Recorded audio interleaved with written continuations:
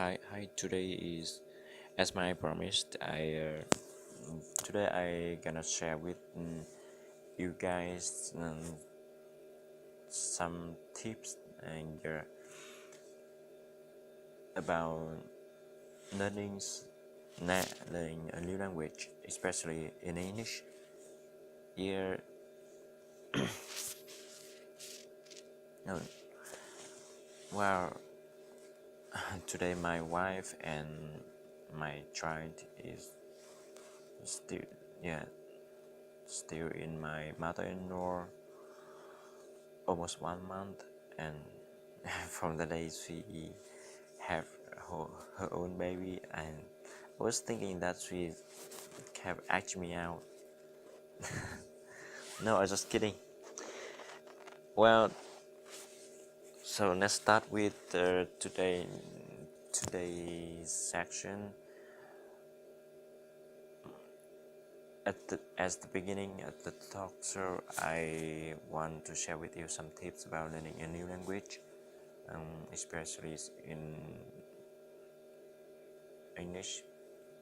You guys here maybe at least one or at least have one or two times to find to asking yourself which is the best way to learn another language, which is the best way to learn uh, English in the fastest way, and how can I master a new language, and how long does it take to master one language.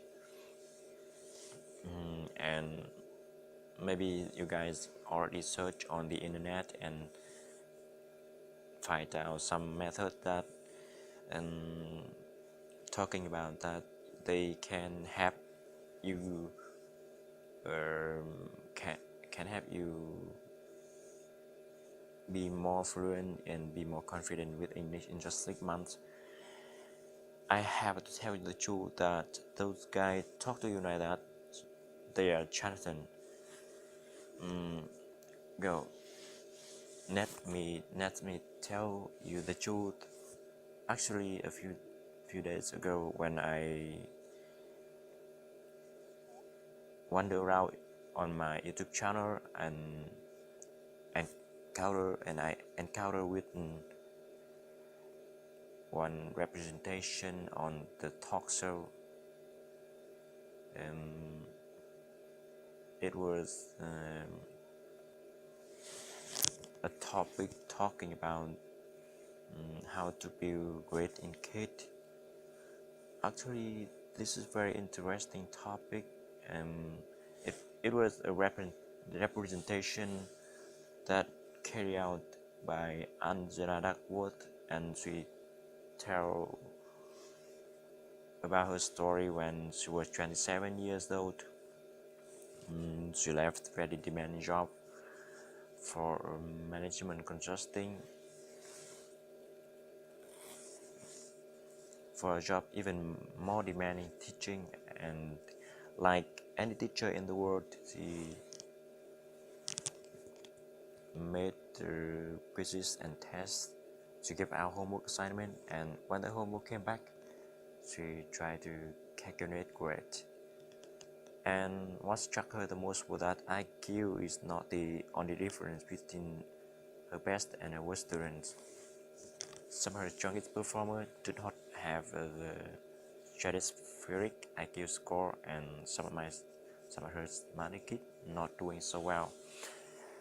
And that got her thinking in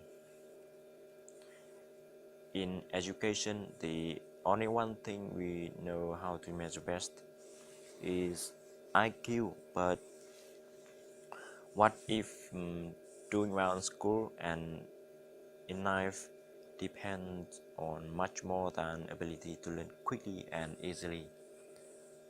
So she decided to leave the classroom and went to graduate university to become a psychologist. She went to West Point military training and to see which cadet would stay in military training and which would drop out. And she also went to National Spelling Bee to see that to study the rocket teacher working in really hard environment to see which teacher would stay in the school by the end of the school year, and she find out that IQ was not the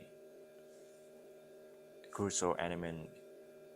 Essentially, it's not the crucial element that make you more success in the future, but she realized that the greater kids is more likely to succeed because she thinking herself that grit is having stamina, grit is sticking with your future day in day out, not just for the week, not just for the month, every day sticking with your goal to make that future become reality. And grit is passion and perseverance for very long-term goals.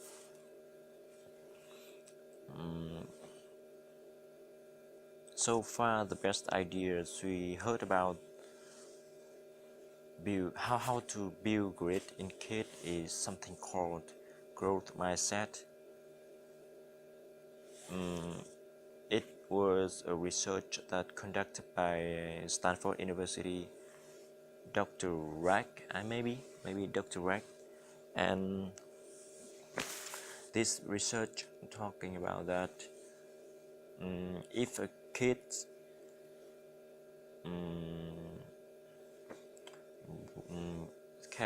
if a kid kept read about how read about mind and how to mind control, they more likely to persevere when they fail, because they do not believe that failure is permanent condition. And so finally I realized that actually if you learning new language, it's not like a math or like a culture, history, or like other subject. I think it is long-term process. It's long-term process. You should sticking with that. And I think maybe cap this concept, if you want to master them, I think it's almost take about 4 or 5 years. I'm sorry about that, but actually it is the truth. I almost take 10 years to when I was first year at my university technology, I got a D. I thought in a way get a D because I cannot tell to my teacher that what does the envelope mean in Vietnamese. And by the year passed by, almost 4 years passed by, and now I can quite communicate with other people all over the world by English. Quite slow process, but I think it's very good for you if you keep practice and practice. So today I just shared for you some tips about that. So nice to see you again. Thank you.